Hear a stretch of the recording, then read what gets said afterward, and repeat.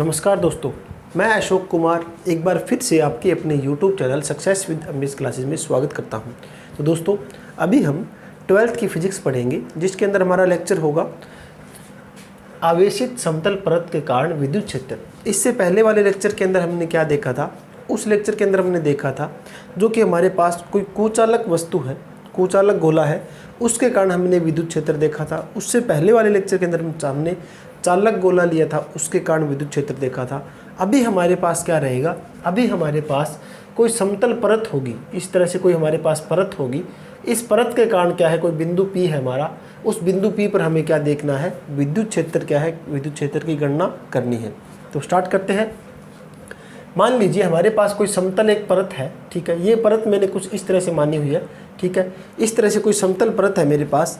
इस समतल परत के कारण क्या है, हमने यहाँ पर इस समतल परत के x के, ठीक है, समतल परत के थ्रू जो x है हमारा, इस x पर हमने क्या मान लिया? एक बिंदु P हमने मान लिया, ठीक है। ये जो समतल परत है वो क्या है? धन आवेशित हमने मानी हुई है। इस पर हमारे पास प्लस चार्ज है, सभी पर हमारे पास जो पॉजिटिव चार्ज है इस परत पर होगा। अब क्या है, हमें सबसे पहले क्या करनी होगी? सबसे पहले हमें करनी है दिशा, हमें जाननी होगी, ठीक है। सबसे पहले हमें जो डायरेक्शन होगी, हमारे पास जो विद्युत क्षेत्र होगा उसकी जो डायरेक्शन होगी, डायरेक्शन की हमें गणना करनी है, ठीक है। डायरेक्शन कौन सी दिशा में होगा वो देखना होगा। अब क्या है, जो हमारी ये परत है, जो हमारी समतल परत है, वो क्या है? इस साइड में, मतलब नीचे की साइड में फैली हुई है इनफाइनाइट तक, अनंत तक, और ऊपर की साइड में भी हमारे पास क्या है, ये अनंत तक क्या है, फैली हुई है, ठीक है। अब क्या है, अब हमने क्या किया? हमें जाननी है दिशा, डायरेक्शन हमें जाननी है। तो क्या करेंगे, हम इस परत के ऊपर कुछ एक छोटा सा अल्पांश जो है, अल्पांश भाग मान लेते हैं इस आवेश का, ठीक है। और यहाँ पर नीचे भी हमने कोई अल्पांश भाग मान लिया, छोटा सा भाग मान लिया हमने आवेश का, जिसको हमने नाम दे दिया, इसको नाम दे दिया dq और इसको भी नाम दे दिया dq, ठीक है दोस्तों। ये हमारे छोटे से अल्पांश भाग है। अब क्या होगा, अब इस अल्पांश भाग से बिंदु P पर हमें देखना है विद्युत क्षेत्र किस डायरेक्शन में होगा। तो क्या है, हमारे पास आप सभी को पता है धनात्मक आवेश होता है, धनात्मक से क्या है, जो विद्युत क्षेत्र निकलता है वो दूर जाता है, ये हमें पता है, ठीक है। तो हमारे पास अल्पांश भाग जो dq है, इससे जो हमारे पास विद्युत लाइनें निकलेगी वो क्या होगी, इससे दूर जाएगी। तो मान लीजिए ये बिंदु P से होकर हुए गुजर रही है, ठीक है, ये मैंने मान ली। और ये जो लाइन है मेरी कौन सी है, इसको नाम दे दिया मैंने DE, ठीक है दोस्तों। अब जो ऊपर वाला अल्पांश भाग है उससे क्या है, मेरे पास जो विद्युत लाइनें निकलेगी वो क्या है, बिंदु P से होती हुई इस तरह से कुछ नीचे की साइड आएगी, तो इसको नाम दे दिया DE, ठीक है। इसको भी नाम दे दिया मैंने DE। अब क्या है मेरे पास, इसके अंदर हमें अलग अलग घटक हम देखेंगे, कौन कौन से घटक बन रहे हैं। तो सबसे पहले हम देखते हैं, जैसे कि ये जो हमारा x है वो आगे तक फैला हुआ है कुछ इस तरह से, ठीक है। इसको मैंने मान लिया आगे तक ये फैला हुआ है।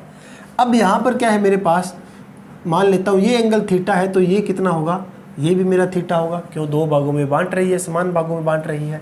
तो ये थीटा है तो ये भी मेरा थीटा एंगल होगा, ये भी मेरा थीटा एंगल होगा, ठीक है। यहाँ पर हम क्या देखते हैं, अब हम देखेंगे एंगल की तरफ जो होगा हमारे पास जो बनेगा घटक, वो मेरे पास क्या होगा, DE cos थीटा बनेगा। और यहाँ पर भी एंगल की तरफ जा रहे हैं तो हमारे पास जो घटक बनेगा वो DE cos थीटा बनेगा, ठीक है दोस्तों।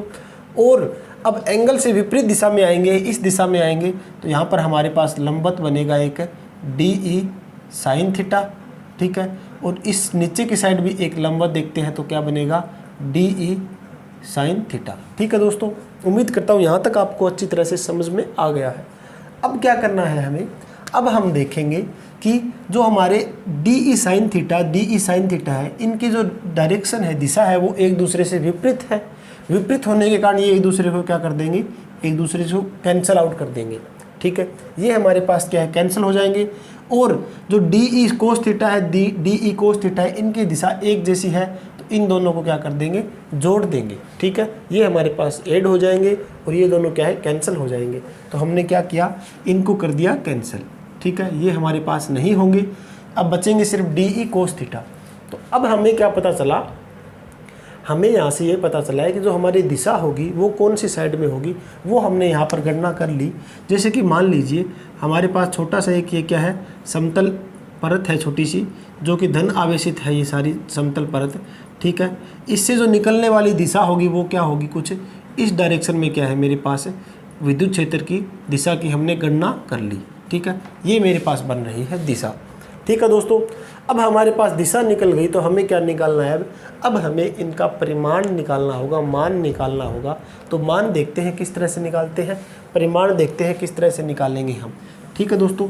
तो परिमाण निकालने के लिए मैंने ऑलरेडी पहले ही बना रखा है। ये मेरे पास क्या है, एक समतल प्लेट है, सेम यही प्लेट है समतल, ठीक है।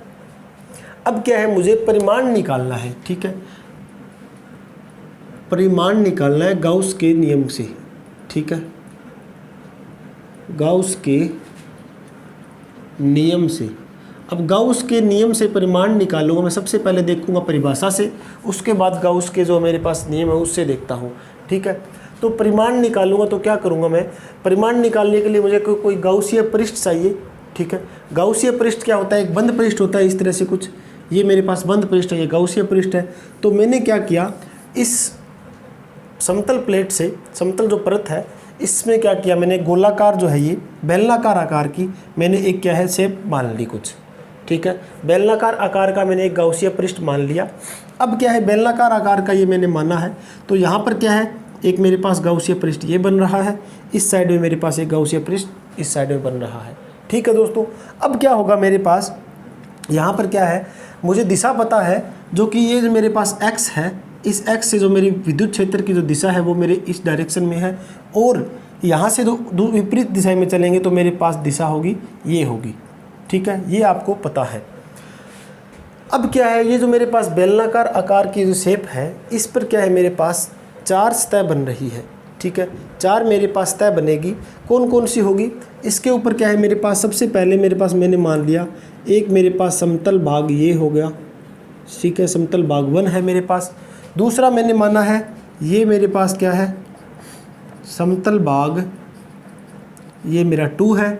तीसरा मेरा ये मैंने माना है, जैसे कि ये मेरे पास कोई बेलनाकार है, कोई बेलनाकार आकार की शेप का मैं कुछ इस तरह से ले रहा हूँ, तो ये जो भाग होगा ये मेरे पास क्या होगा, एक मेरा समतल भाग ये हो गया, दूसरा मेरा समतल भाग ये है। अब इसके जो वक्रीय भाग है उसको मैंने मान लिया, ये मेरे पास क्या है, वक्रीय भाग, ये मेरे पास वक्रीय भाग 1 हो गया, ठीक है। और ये मेरे पास दूसरी साइड में जो वक्रीय भाग है, वक्रीय भाग 2 हो गया, ठीक है। ये मेरे पास वक्रीय भाग 2 है। तो यहाँ तक आपको अच्छी तरह से समझ में आ गया होगा क्या हम करने जा रहे हैं। हमें क्या करना है, अभी हमें मान निकालना है, परिमाण निकालना है गाउस के नियम से। तो हमने क्या किया, इस समतल परत पे क्या ले लिया, हमने एक बेलनाकार शेप का कुछ गाउसीय पृष्ठ लिया है। अब क्या है, गाउसीय पृष्ठ का जो इसका है, ये मेरे पास जो भाग है, ये मेरे पास समतल भाग 1 है, दूसरा समतल भाग 2 है, और इसका जो बाहर का ये परत है ये मेरे पास वक्रीय भाग 1 माना है, दूसरी साइड का मैंने वक्रीय भाग 2 मान लिया, ठीक है। अब क्या करना है मुझे, अब मेरे पास जैसे कि बिंदु P मेरे पास ये है, ठीक है, और E मेरे पास ये है जो विद्युत क्षेत्र ये है। अब हमें क्या है, तो क्षेत्रफल सदिश देखेंगे कौन सी दिशा में होगा। अब आपको पता है जो मेरे पास क्षेत्रफल सरफेस होता है उसके हमेशा 90 डिग्री पे क्या बनता है, मेरे पास क्षेत्रफल सदिश बनता है, आपको पता है। तो मेरे पास ये मेरा एक सरफेस है, समतल भाग है, इससे क्या होगा, जो 90 डिग्री मेरा बाहर निकलेगा तो इस तरह से क्या है मेरे पास ये ds बनेगा, ठीक है दोस्तों। ये मेरे पास क्षेत्रफल सदिश है, ये मेरी है विद्युत क्षेत्र की डायरेक्शन है, ठीक है। ये आपको यहाँ पर पता चल गया कि समतल भाग पर जो मेरा क्षेत्रफल सदिश बना है वो इसी डायरेक्शन में होगा, ठीक है। अभी हम क्या करेंगे, अब हमारे पास जो वक्रीय भाग है, जो मेरे पास ये वक्रीय भाग है, इस पर हम देखेंगे कि हमारे पास ds कैसे बनेगा, क्षेत्रफल सदिश कैसे बनेगा। तो हमें पता है वक्रीय भाग पर भी जो मेरे पास जो E है वो कुछ इस डायरेक्शन में ही होगी, ठीक है, E कुछ इस डायरेक्शन में ही होगी। अब मेरे पास हमेशा सरफेस से क्या होता है, जो क्षेत्रफल सदिश बनेगा वो हमेशा 90 डिग्री का बनेगा। तो ये मेरे पास ds बना है क्षेत्रफल सदिश, यहाँ पर क्या है मेरे पास 90 डिग्री का एंगल बना रहा है E और ds के बीच में, ठीक है दोस्तों। दूसरी बात, यहाँ पर मेरे पास ये एक और क्षेत्रफल सदिश है, तो सेम इसी तरह से क्षेत्रफल सदिश के ऊपर जो क्षेत्रफल सदिश बनेगा मेरा सरफेस के ऊपर, वो इस तरह से बनेगा 90 डिग्री के एंगल से, ठीक है। दूसरा मेरे पास क्या है, ये मेरे पास ई है, तो ये डायरेक्शन मेरी ई की है, तो ये सरफेस है, इस सरफेस से 90 डिग्री एंगल पे बनेगा क्षेत्रफल सदिश, तो क्षेत्रफल सदिश मेरा ये ds बनेगा, ठीक है। ये मेरे पास क्या है, ई है। अब मैं आपको बताऊं एंगल की हम गणना करते हैं। मेरे पास यहाँ पर क्या बनेगा, थीटा कितना होगा, 0 डिग्री होगा, आपको दिखाई दे रहा है, एक डायरेक्शन में है। यहाँ पर मेरे पास, ये मैंने आपको बता दिया वक्रीय भाग है, तो यहाँ पर मेरे पास थीटा क्या बनेगा, 90 डिग्री का बनेगा, ये भी आपको पता चल गया है। दूसरा ये भी आपको मैंने बता दिया, तो यहाँ पर मेरे पास थीटा बनेगा, वो भी 90 डिग्री का ही बनेगा, आपको दिखाई दे रहा है। और यहाँ पर मेरे पास थीटा बनेगा, वो 0 डिग्री का बनेगा। ये सारी बातें मैंने आपको अच्छी तरह से समझा दी, किस तरह से हम इसके ऊपर गणना करेंगे, ठीक है दोस्तों। तो अब क्या है, सबसे पहले हम देखते हैं परिभाषा के अनुसार देखते हैं, ठीक है। सबसे पहले हम देखेंगे परिभाषा से, तो परिभाषा से हम देखते हैं, सबसे पहले परिभाषा से हम गाउस की गणना करते हैं, फ्लक्स की गणना करते हैं। तो मेरे पास जो फ्लक्स है, टोटल फ्लक्स है, वो कैसे होगा, टोटल फ्लक्स होगा जो मेरे पास, सबसे पहले क्या है, फ्लक्स जो बनेगा मेरे पास वो क्या होगा, मैंने मान लिया वक्रीय भाग 1 का, ठीक है। सबसे पहले मैंने क्या माना, वक्रीय भाग जो 1 है उसका मैं फ्लक्स यहाँ पर लूँगा। उसके बाद दूसरा जो फ्लक्स होगा वो मेरे पास होगा वक्रीय भाग 2 का फ्लक्स लेऊँगा मैं यहाँ पर, ठीक है। दूसरा मेरे पास वक्रीय भाग जो 2 है, इस पर देखूँगा फ्लक्स कितना बनेगा। तीसरा नंबर मेरे पास क्या होगा, जो फ्लक्स होगा वो मेरे पास क्या है, मैंने समतल भाग माना हुआ है, समतल भाग 1 से मैं देखूंगा मेरे पास फ्लक्स कितना है। और चौथा मुझे क्या देखना है, फ्लक्स देखना है समतल भाग 2 से, ठीक है दोस्तों, समतल भाग 2 से। ये बात आपको मैंने अच्छी तरह से समझा दी है। अब क्या है हमारे पास, सबसे पहले हम गणना करते हैं फ्लक्स की, ठीक है, वक्रीय भाग पर। वक्रीय भाग पर हम क्या करेंगे, हमारे पास जैसे कि फ्लक्स है, संपूर्ण फ्लक्स है, E dot d s cos, वक्रीय भाग 1 पे जो कोस थीटा है, थीटा हमारा कितना है, 90 डिग्री है। थीटा 90 डिग्री है, तो हमें पता है आगे वैल्यू क्या होगी, 90 डिग्री कोस थीटा कितना हो, कोस 90 कितना होता है, 0 होता है, ठीक है। तो ये वैल्यू पूरी 0 हो जाएगी हमारी। दूसरा क्या भाग है हमारे पास, जो संपूर्ण है, डी एस कोस 90, ये भी 90 है वक्रीय भाग, दूसरा भी मेरे पास 90 डिग्री का एंगल बन रहा है, ठीक है। तो ये दोनों क्या हो रहे हैं मेरे पास, ये दोनों मेरे पास 0 बन रहे हैं, ठीक है। इन दोनों को मैंने 0 मान लिया क्योंकि यहाँ पर मैंने वैल्यू रखी है 90 डिग्री। अब मेरे पास आगे क्या बचा है, आगे मेरे पास बचा है जो मेरे पास क्या होगा, ई डॉट डी एस कोस 0, कोस 0 मैं यहाँ पर रखूँगा, तो कोस 0 का मान क्या होगा, 1 होता है, तो यहाँ पर क्या बन जाएगा, ये सेम वैल्यू बनेगी। सेम इसी तरह से क्या बनेगा मेरे पास, E dot d s cos 0 मैं यहाँ रखूँ, कोस 0 का मान क्या होता है, 1 होता है, तो मैंने यहाँ पर ये वैल्यू रख दी, ठीक है। उम्मीद करता हूँ यहाँ तक आपको अच्छी तरह से समझ में आ गया है। अब क्या है, आगे जो मेरा पॉइंट है वो क्या होगा, ये दोनों तो मेरे पास 0 हो गए, ठीक है। तो मेरे पास टोटल जो फ्लक्स बचा है वो मेरे पास फ्लक्स क्या होगा, 2 संपूर्ण integration E dot d s, इन दोनों को मैंने जोड़ के 2 लिख दिया, ठीक है। अब आगे क्या है मेरे पास, जो फ्लक्स होगा, जो मेरे पास फ्लक्स बनेगा वो क्या है, 2e कॉन्स्टेंट है, बाहर निकाल लिया, संपूर्ण इंटीग्रेशन ऑफ ds। यहाँ तक आपको अच्छी तरह से समझ में आ गया होगा, ये हम बार बार पीछे करते भी आए हैं, ठीक है दोस्तों। अब क्या होगा, अब हमारे पास जो ds है, क्षेत्रफल जो सदिश है, इसके अंदर संपूर्ण इंटीग्रेशन कर रहे हैं इसका, तो क्या होगा हमारे पास, माना वृत्ताकार भाग का जो क्षेत्रफल मान लिया मैंने, यहाँ पर क्या माना है, जो मेरे पास ये वृत्ताकार भाग है इसका मैंने क्या माना है, यहाँ पर मैं मान लेता हूँ, माना वृत्ताकार भाग का क्षेत्रफल मैंने मान लिया कितना, s मान लिया मैंने, ठीक है। क्षेत्रफल s माना है, तो यहाँ पर क्या कंडीशन हो जाएगी मेरे पास, संपूर्ण इंटीग्रेशन ऑफ ds बराबर क्या हो जाएगा, s के, ठीक है। तो मैंने क्या किया, यहाँ पर फाई बराबर 2e s यहाँ पर मैं रख सकता हूँ, ठीक है। यहाँ तक आपको अच्छी तरह से समझ में आ गया होगा। अगर फिर भी किसी प्रकार की कोई दिक्कत हो तो आप हमें बता सकते हैं। ये मेरे पास क्या है, कंडीशन नंबर 1 हो गई। समीकरण नंबर 1 यहाँ पर मैंने फ्लक्स निकाल दिया कुछ इस बेलनाकार आकार का, ठीक है। तो एक बार इसका अच्छी तरह से आप स्क्रीनशॉट ले सकते हो। अगर फिर भी किसी प्रकार की कोई दिक्कत हो आप हमें बताएं, हम आपको ज़रूर सॉल्यूशन देंगे। तो अब हमें क्या करना है, ये हमने परिभाषा के अनुसार देख लिया, ठीक है। अब हमें क्या देखना है, अब हमें देखना है गाउस के नियम के अनुसार, ठीक है दोस्तों। तो मैं इसको यहाँ पर रफ़ कर रहा हूँ, इसको मैंने रफ़ कर दिया, यहाँ तक मैंने आपको अच्छी तरह से समझाया है। तो एक बार प्रैक्टिस करें, एक बार समझना है तो दूसरी बार ज़रूर देखें वीडियो को, 100% समझ में आएगा आपको। अब हम देखते हैं गाउस के नियम से, गाउस के नियम से, ठीक है। गाउस के नियम से क्या है, हमें पता है फ्लक्स जो होता है ये सिग्मा क्यू बटा में क्या होगा, एप्सिलॉन नोट, ठीक है। सिग्मा क्यू बटा में क्या होगा, एप्सिलॉन नोट होगा मेरे पास। गाउसिया पृष्ठ जो हमने पीछे भी हमें क्या है सॉल्यूशन इसके अंदर किया है। अब इसके अंदर क्या माना है मैंने, जो पृष्ठीय आवेश घनत्व इसके अंदर देखते हैं, जो हमारे पास ये समतल परत है इसके अंदर क्या मानते हैं हम, एक मानते हैं पृष्ठीय आवेश घनत्व, ठीक है। पृष्ठीय आवेश घनत्व इसको नाम दे दिया सिग्मा, ठीक है। सिग्मा क्या मतलब, ये मेरे पास परत है कोई पूरी, इस पर मैंने छोटा सा भाग मान लिया, इसको नाम दे दिया सिग्मा मैंने, ठीक है। इस छोटी से भाग को मैंने क्या नाम दिया है, सिग्मा नाम दिया है।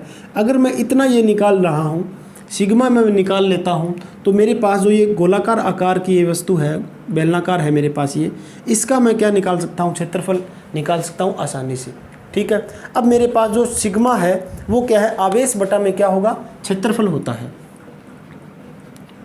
आवेश बटा में क्षेत्रफल, ठीक है। ये मेरे पास क्या होगा, आवेश बटा में क्षेत्रफल होता है। पृष्ठ आवेश का घनत्व जो होता है वो, जिसे नाम दिया गया, ये मेरे पास क्या है, ये मेरे पास है सिग्मा, सिग्मा से हम इसको डिनोट करते हैं, ठीक है दोस्तों।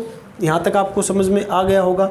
अब सिग्मा मेरे पास क्या है, एकांक क्षेत्रफल पर आवेश, जैसे कि ये मेरे पास परत है, इस पर एकांक क्षेत्रफल है मेरे पास, ये सिग्मा जो है वो एकांक क्षेत्रफल पर आवेश है। ये मेरे पास क्या है, एकांक क्षेत्रफल पर मैंने आवेश माना है, जो सिग्मा को माना है वो, ठीक है दोस्तों। अब क्या है मेरे पास, जो आवेश दे रखा है मुझे, आवेश जो मेरे पास EQ है वो मुझे निकालना है।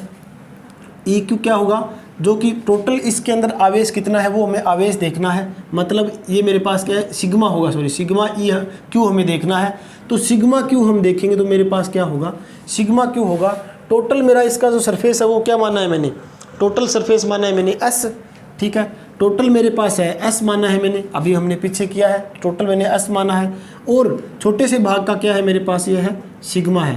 तो इन दोनों की मल्टीप्लाई करेंगे तो वो क्या आएगा, सिग्मा क्यू हमारा निकल जाएगा। तो हम सिग्मा क्यू की वैल्यू वहाँ पर पुट कर देते हैं। तो फाई बराबर क्या है, सिग्मा S बटा में क्या होगा, एप्सिलॉन नोट। ये मेरे पास एक और यहाँ पर समीकरण बन जाती है, ये मेरे पास समीकरण नंबर 2 होगी। अब मैं क्या करता हूँ, समीकरण 1 और 2 को वैल्यू में पुट करके देखता हूँ। समीकरण 1, समीकरण 1 और 2 से, ठीक है, 1 और 2 से देखता हूँ मैं किस तरह से सॉल्यूशन होगा। समीकरण 1 मेरे पास क्या थी, समीकरण 1 मेरे पास थी 2ES बराबर मेरे पास क्या है, सिग्मा S बटा में एप्सिलॉन नोट। यहाँ पर ये कैंसिल हो गया, ठीक है। मुझे निकालना क्या है, मुझे E निकालना है इसके अंदर। तो E मेरे पास क्या होगा, E मेरे पास होगा सिग्मा एप्सिलॉन नोट, और ये 2 नीचे आएगा। तो ये मेरे पास क्या है, चुंबक जो विद्युत क्षेत्र है वो निकल जाएगा, ठीक है। उम्मीद करता हूँ यहाँ तक आपको अच्छी तरह से समझ में आ गया होगा। इस कंडीशन में क्या है, दूरी चाहे कितनी हो, मान जो हमेशा फिक्स रहता है इस कंडीशन में, चाहे हमारी दूरी कितनी ही हो इसके अंदर, तो मान हमेशा क्या रहेगा, मेरा मान हमेशा फिक्स रहेगा। ये पॉइंट भी आप लिख सकते हो, दूरी चाहे कितनी भी हो, ठीक है, जो हमारा मान होगा फिक्स होगा। तो यहाँ पर हमने जो E है, जो विद्युत क्षेत्र है वो हमने गणना कर ली है, कोई P पॉइंट था हमारा P पर, उस पर हमने विद्युत क्षेत्र ये निकाल दिया। तो उम्मीद करता हूँ ये लेक्चर आपको अच्छी तरह से समझ में आया है। इनके डेली के नोट्स बनाया करो, जो डेली हम लेक्चर क्या आपको प्रोवाइड करवा रहे हैं। मैथ के लेक्चर भी आपको मिल रहे हैं इसी चैनल के माध्यम से, टेक्निकल तैयारी भी आप इस चैनल के माध्यम से कर सकते हो। तो अगर फिर भी किसी प्रकार की कोई दिक्कत हो, कोई आपकी तरफ से कोई सुझाव हो तो ज़रूर बताइए। मिलते हैं नेक्स्ट लेक्चर के अंदर। धन्यवाद दोस्तों।